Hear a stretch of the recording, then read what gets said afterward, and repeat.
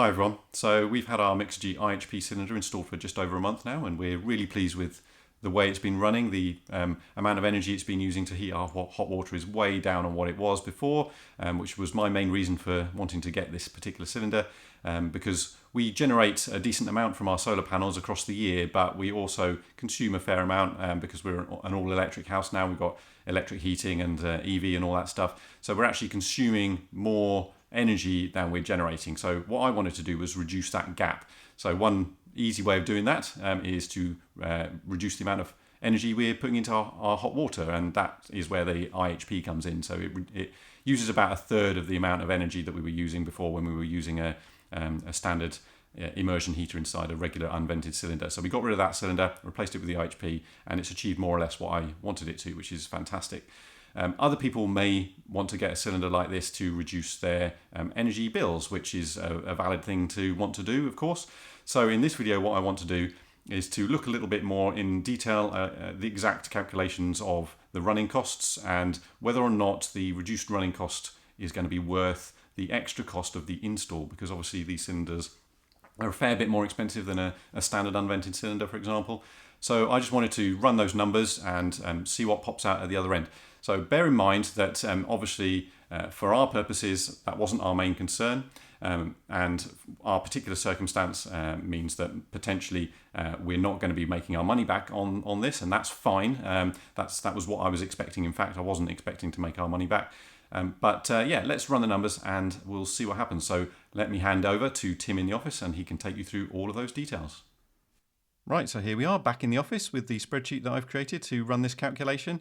Now it will look a bit intimidating perhaps, so don't worry, I'm going to go through it step by step. I'm going to show you the headline figure at the start, and then I'm going to go back to the beginning and run through each step of the calculation just so you can get an idea of what I've done, and you can grab this spreadsheet if you want and verify my calculations or tinker with the numbers to suit your purposes. Now I've broken this down into two scenarios. Firstly, I've got this iHP versus gas tab here. That's assuming that you're replacing a gas-powered hot water cylinder with an iHP. So I'm going to be comparing the cost of gas to heat your hot water versus the equivalent that the iHP would do to give you the same amount of hot water.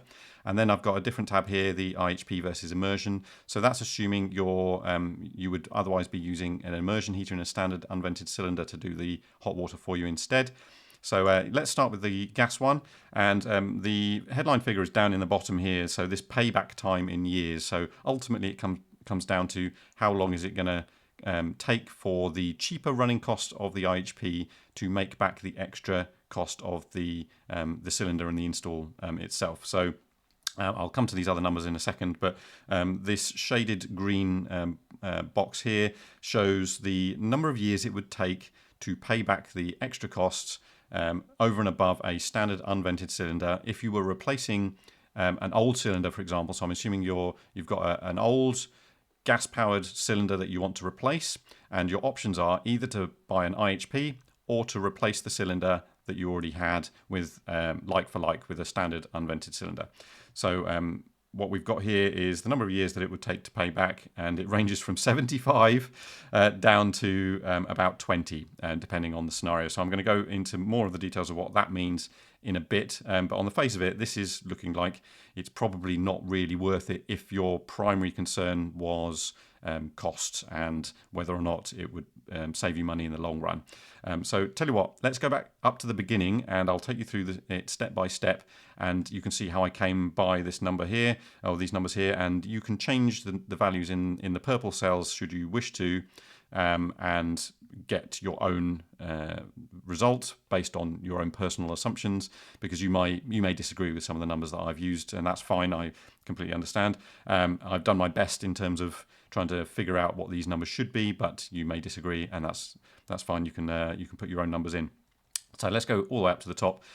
Now, so it's a little bit complicated. Hopefully I'll explain it sufficiently, but let's start at the beginning with standing losses. Okay, so if you get the spreadsheet, you'll see anytime there's a little triangle in the corner of the cell, you can hover over it and it will give you a little bit of an explanation as to what I mean by these various terms.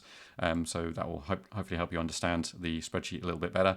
Standing losses are if you have a cylinder filled with hot water, it will invariably leak that heat out into the ambient air around it, just because that's thermodynamics for you.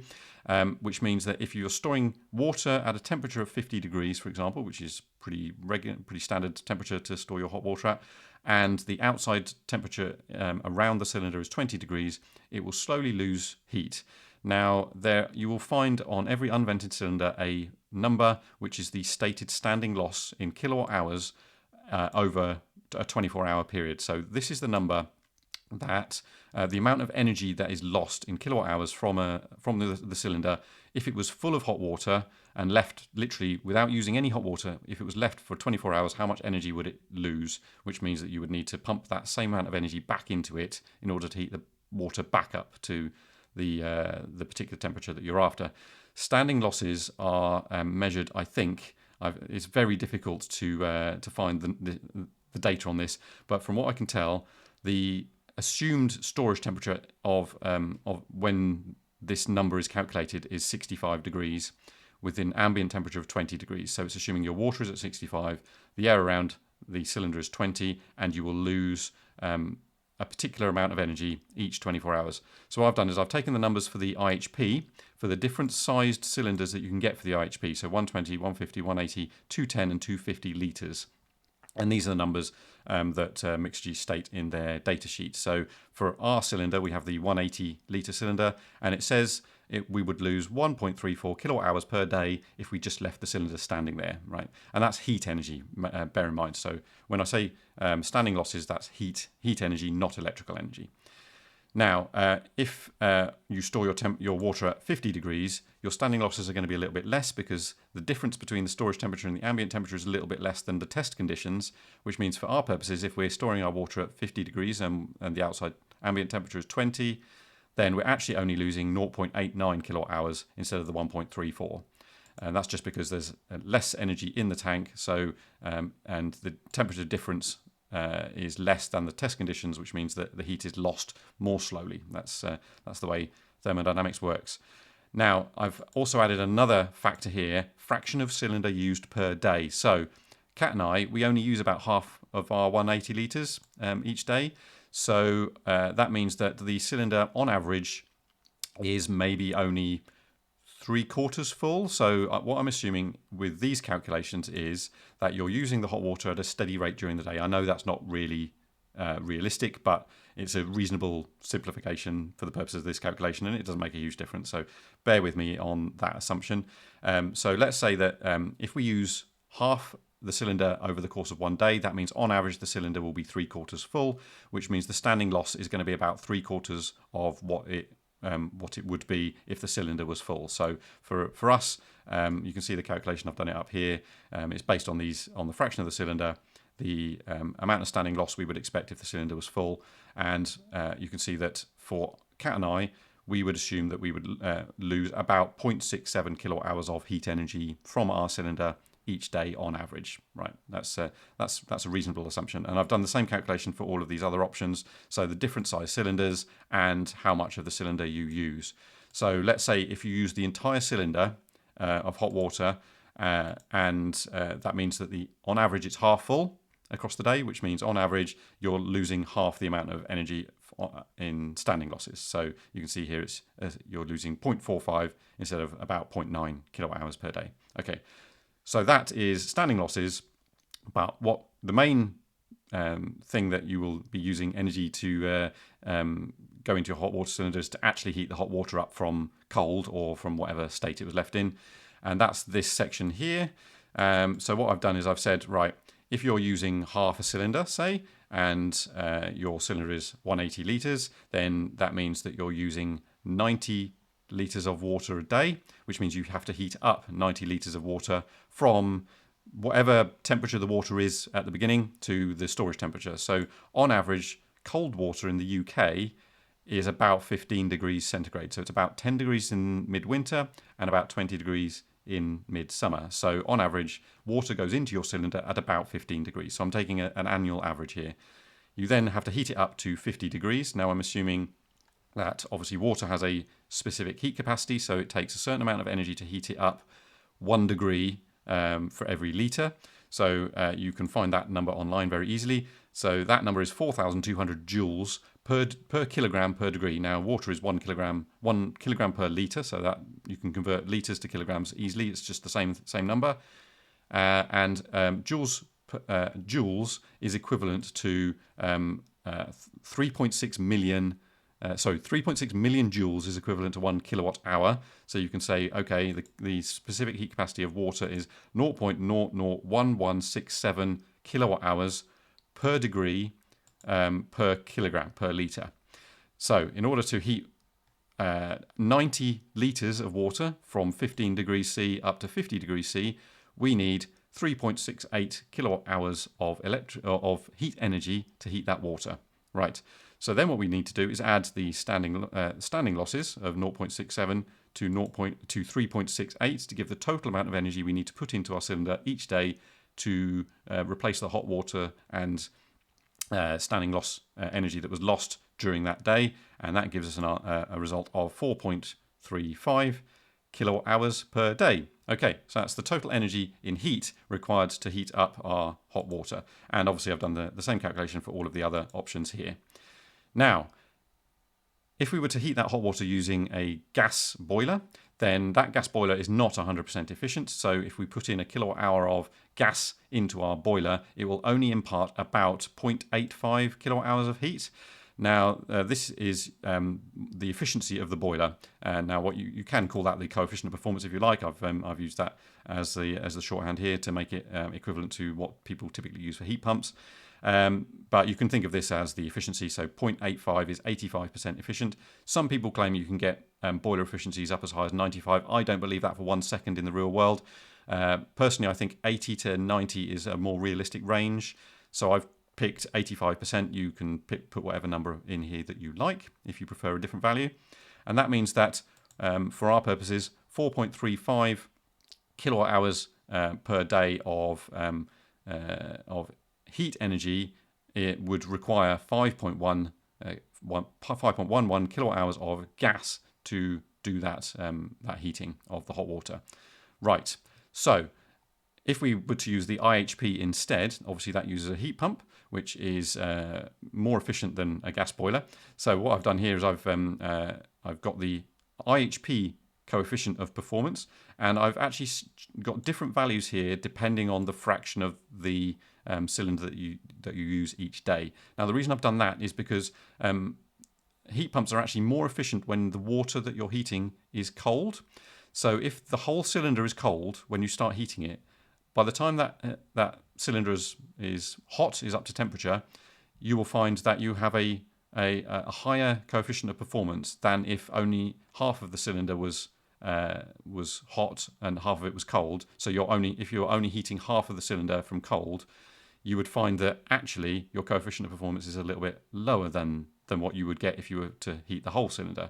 Now I know it's a bit counterintuitive, but what I've done here is I've tried to estimate this number based on the typical coefficient of performance that Mixergy state for the cylinder, which is 3.4, and so I've reduced it slightly for these situations where we use less than the full cylinder.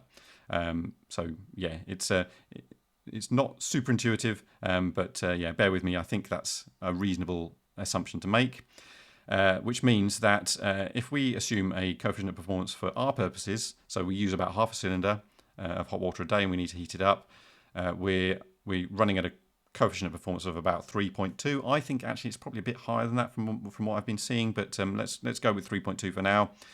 That means that we would need 1.36 kilowatt hours of electrical energy to heat our hot water, to give it a total energy input of heat of 4.35 kilowatt hours. So that's basically what I'm doing there is taking that 4.35 kilowatt hours of heat and dividing it by 3.2, the coefficient of performance, and that gives me an answer of 1.36 kilowatt hours per day for me and Kat, heating our hot water. And obviously, again, I've got the calculations for all those different options here, depending on how much of the cylinder you use and the size of the cylinder that you've got. Okay, so with all those two energy values calculated, we can now work out what it would cost to do that heating depending on whether we're using either gas or electricity for the iHP. So in this next block of values over here in these red boxes, I've done the cost calculation. So we put in the cost of gas in kilowatt hours, in pence per kilowatt hour, 5.44 pence per kilowatt hour as of today's date, which is the 14th of August 2024. And I've got the equivalent calculation here for the iHP based on whatever particular tariff you want to use. So it's obviously very straightforward for gas. It doesn't matter what time of day you heat it. It will cost what it costs because your meter doesn't know when you're using your gas, so it's a flat price regardless of the time of day. However, if you're on a time of day tariff such as Octopus Go or Intelligent Go or Flux or something like that, then the price of electricity will be different depending on the time of day. So what I've done here is I've got some common values for our part of the world in this box here, and I've created a drop down so you can pick more easily, and it will just pick one of these values here depending on which one you want. So if we were to use flexible rate electricity from Octopus to heat our iHP, to run our iHP, then you'd find that actually it's pretty similar in running cost to using gas. So in that sense, you wouldn't actually save any money using an iHP using standard rate electricity versus a gas boiler. This is pretty standard. I've mentioned this before in previous videos, that if you're using a heat pump using standard rate electricity, it will cost about the same as it does if you're using gas. That's fine. It's well understood because gas is currently about 4 times the price of electricity. Oh, sorry, electricity is about 4 times the price of gas. But in combination with a gas boiler being less than 100% efficient and a heat pump being 300 odd percent efficient, you find that the amount of electricity you need is about a quarter of the amount of gas that you would need to do the same amount of heating. So you find that actually the amount you save is essentially zero across a year. So what I've done in this box is convert the difference in running cost of the gas powered heating versus the iHP powered heating, and you'll find that if you use standard rate electricity, you don't really save anything at all. And in fact, if you use less than a full cylinder every day, you'll find that actually you're paying slightly more to run your hot water from the iHP versus the gas boiler. And in that situation, you will never pay back the extra cost of the install. That's fine. Okay, that's well understood. However, if you have Intelligent Go, for example, so you can run your iHP overnight at cheap rates, let's pick that. Now that drops the cost of running the iHP significantly, which means that you're saving a decent amount each year. In the situation where you've got a very large cylinder that you use all of it every day, so this could be a family of 4 or 5, for example, 250 litres, you're using the whole cylinder, you're saving about 170 quid per year. Now, does that convert into saving money in the long run? Well, if you saw this box earlier, you'll see that actually, given how much more the iHP costs than a standard unvented cylinder, it could take you as long as 20 years to pay that back. That's the best case scenario. However, it could be, it's entirely dependent, in fact, on the cost of the cylinder versus a regular unvented cylinder and the cost of the install. So let's talk about those a little bit more now, because that's very important. And you may decide that the numbers I've used are somewhat pessimistic. So you might find that these are worst case scenario dates in terms of how long it would take to pay back. So let me scroll this up a little bit so it's a bit more central. So these are the prices on the current prices on the Mixergy website for the different sized cylinders. Now I've added VAT here because it seems that you do need to pay VAT on these cylinders, which I personally think you shouldn't have to pay VAT because the government have got various energy saving technologies that don't require VAT, and I believe that this should fall into that category. So personally, I think that the iHP shouldn't incur VAT, but at the moment it seems that you do. So I will find out more about that and whether or not that's definitely the case. But from what I can tell, I certainly paid VAT for the cylinder that we purchased. However, I did not pay £2,900 because currently Mixergy have a 15% discount on their website, so while stocks last over the summer. So it's worth taking a look and seeing if you can get a little bit of a discount. So that would definitely help reduce the cost of this particular part here at the moment. Obviously, I don't know how long that 15% discount will last, but yeah, take a look at their website. If it's something that interests you, you might find that you can get a little bit of a discount there. It also cost us, well, actually, it didn't cost us £1,500. It cost Mixergy £1,500 to do the install, because they kindly covered the install cost, because in exchange for us allowing them into the house to video the process and help with the training of the installer and things like that. So effectively, we got a little bit of sponsorship, you could argue, by getting that install covered.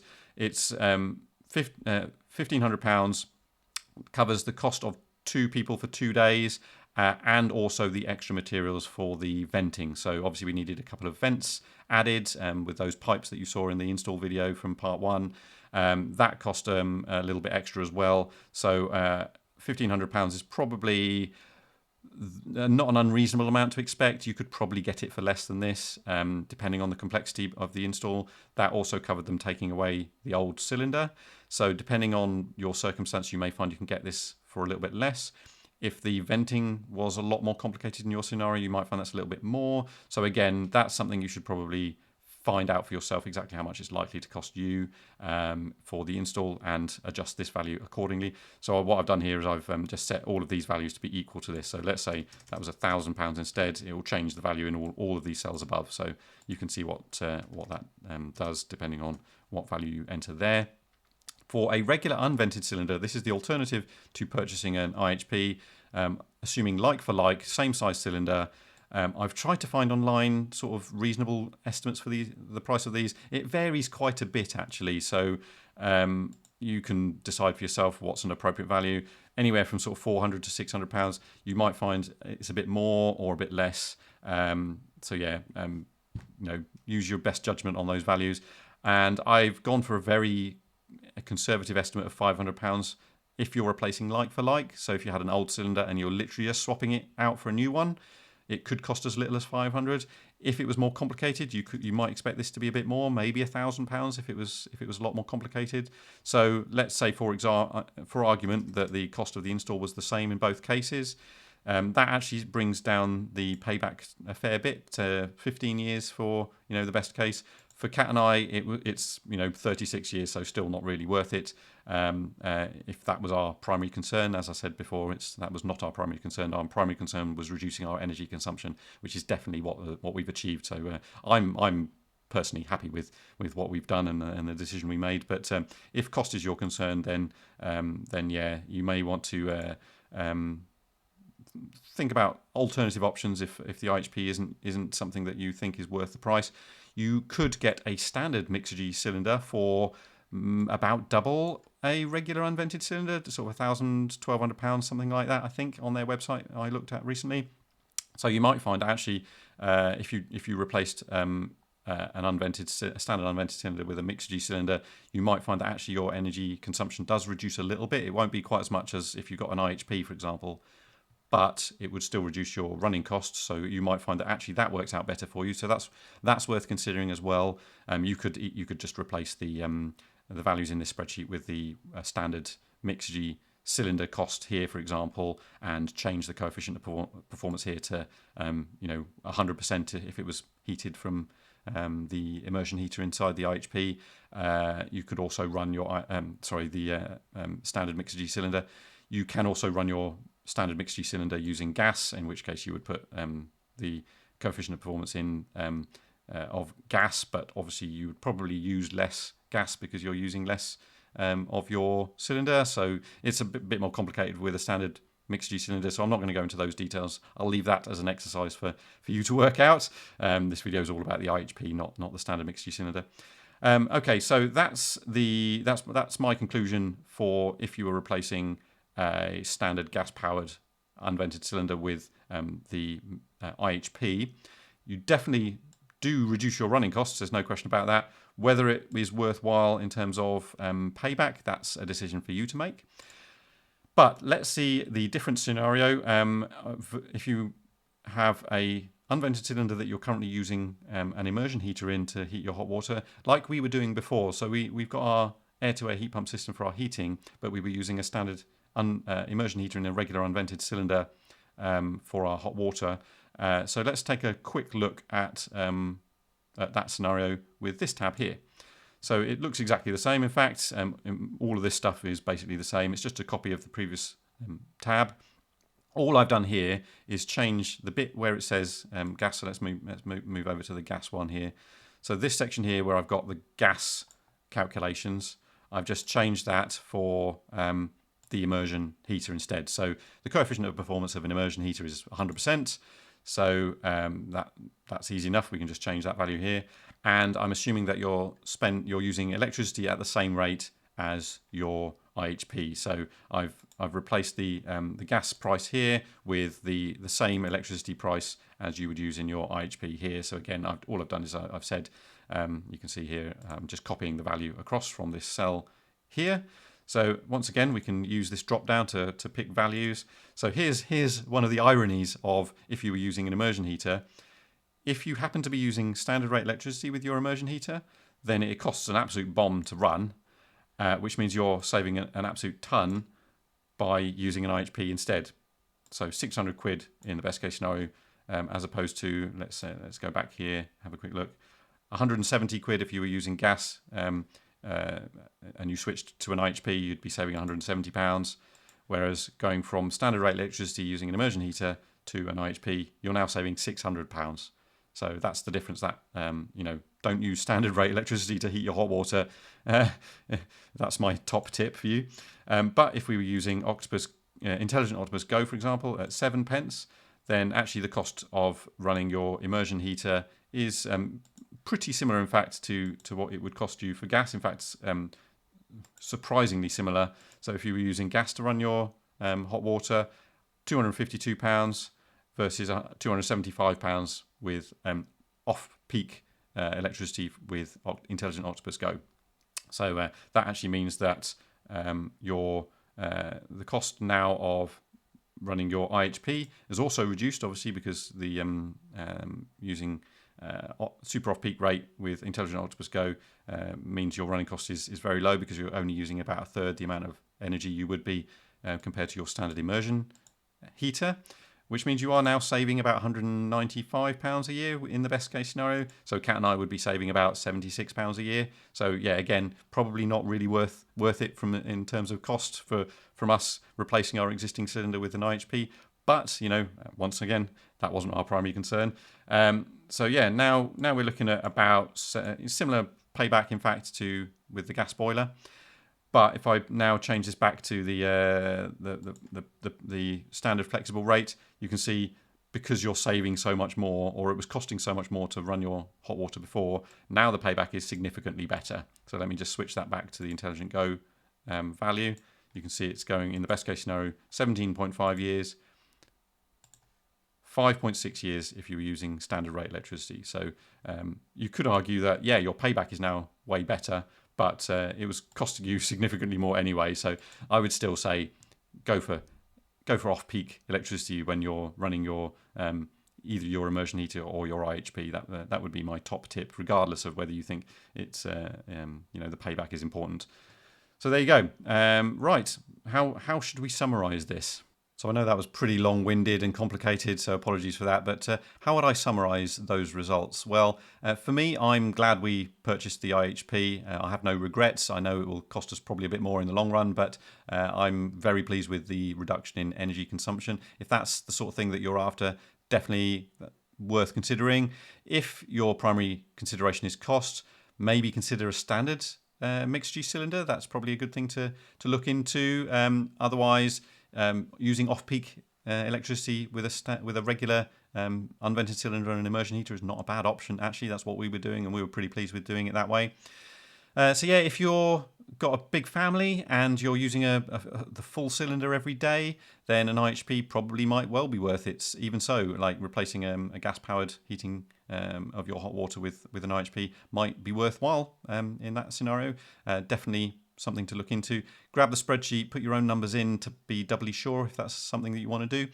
I'll put a link in the description for grabbing that. What you should do is go to the file option at the top, click make a copy, and that will give you your own copy. The instructions are on the front page of the spreadsheet, so you can't miss them, hopefully.